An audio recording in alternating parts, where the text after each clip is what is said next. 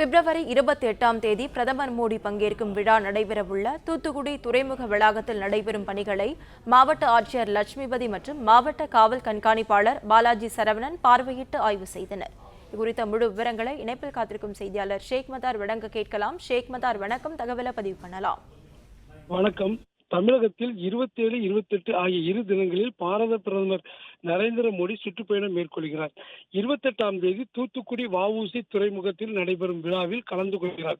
இதற்கான ஏற்பாடுகளை மாவட்ட காவல் கண்காணிப்பாளர் பாலாஜி சரவணன், மாவட்ட ஆட்சித்தலைவர் டாக்டர் செந்தில்ராஜ் ஆகியோர் பார்வையிட்டு லட்சுமிபதி பார்வையிட்டு வருகின்றனர்.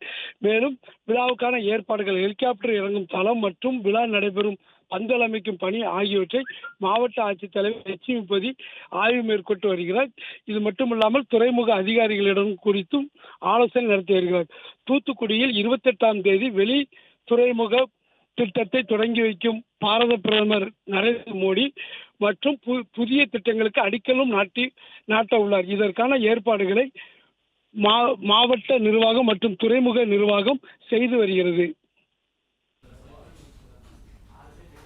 தகவல்களுக்கு நன்றி ஷேக் மதார்.